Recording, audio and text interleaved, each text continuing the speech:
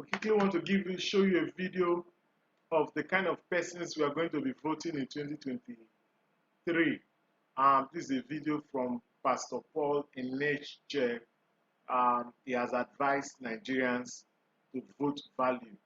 You know, one of the things he said, striking thing he said in that video, is the fact that Nigerians joke about everything, and that the 2023 election is not a joke, and that people should vote the right person. Okay?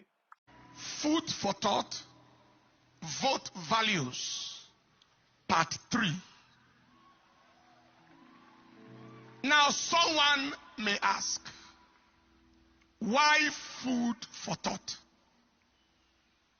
The reality is, we are gradually getting overwhelmed with the plague of thoughtlessness in our nation, in our generation.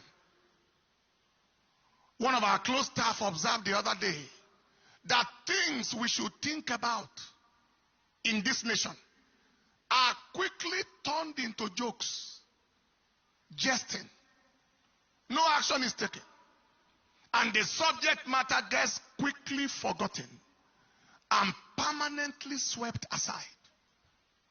On the other hand, things that deserve no thought at all, that should be considered as frivolous and mischievous jokes from at times people of questionable sanity, are turned into subjects of discussion and distraction from core objectives at hand.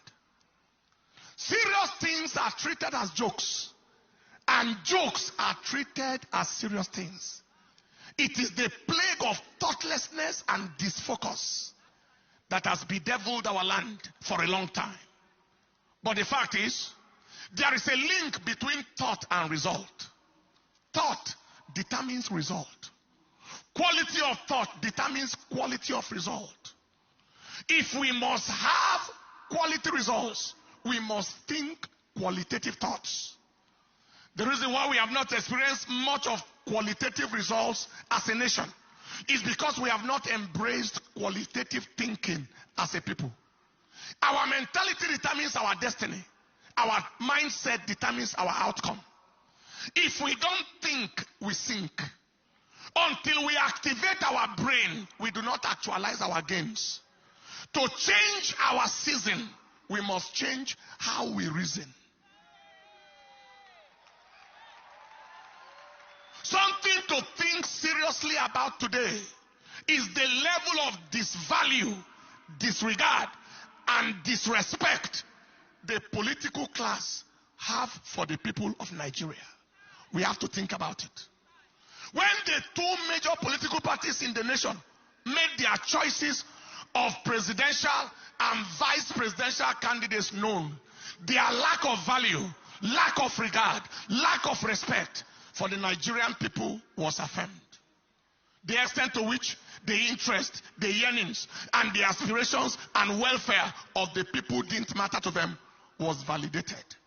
The degree to which the people of the nation have been taken for a ride, taken for granted by the political class, was authenticated.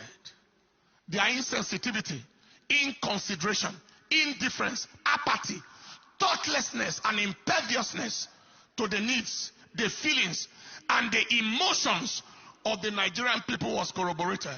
It was made crystal clear. Why? One of the big two political parties in Nigeria chose a Muslim northerner as presidential candidate, despite the fact that the current president is of the same religion, an ethnic group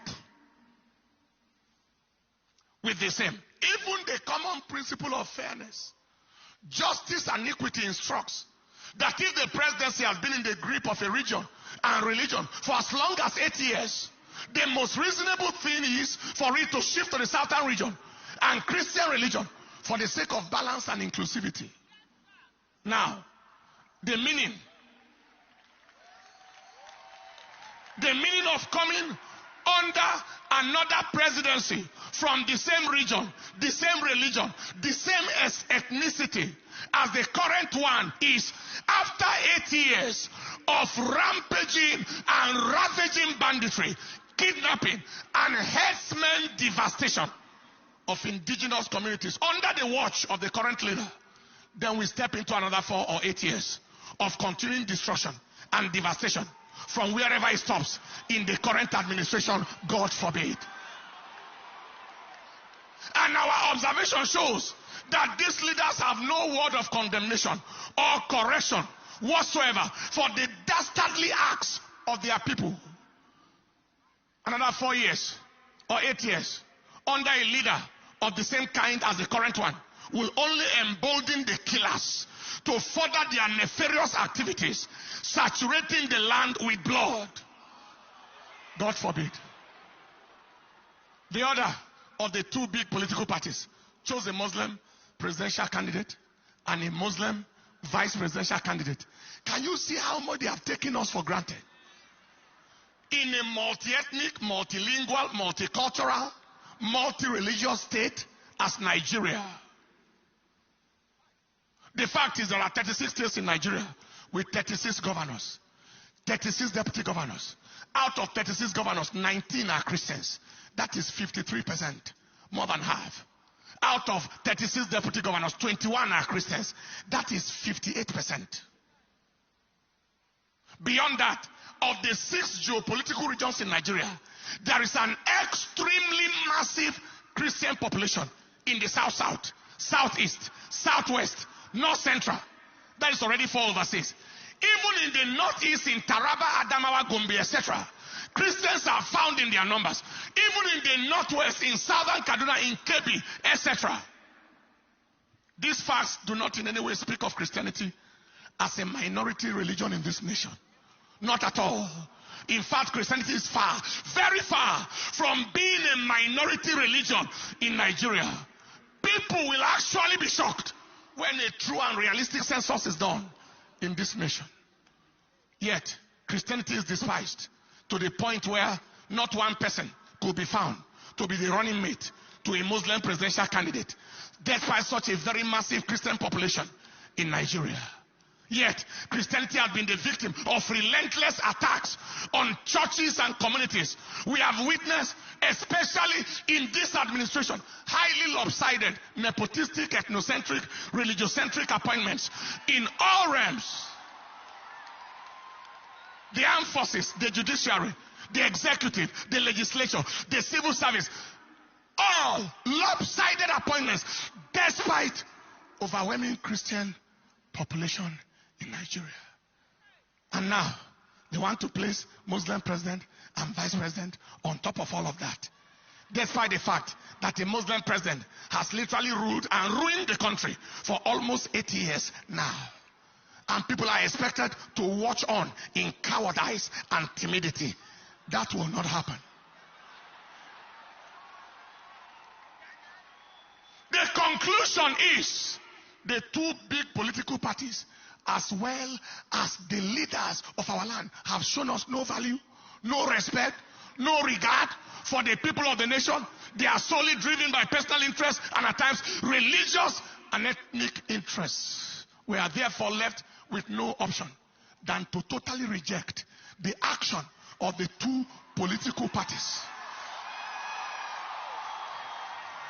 for insulting our collective sensibility, undermining our human dignity, and desecrating our worth and value as a people. Only one credible, reasonable, sensible choice is left. Only one. Only one credible, reasonable, sensible choice is left. And you know, do you know? You know.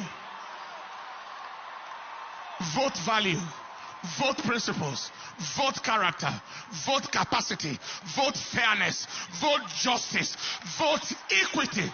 Stand up on your feet. All right, thank you so much for watching this video. Please follow us on Facebook and also subscribe on our YouTube channel. Comment, like, and tell your friends and help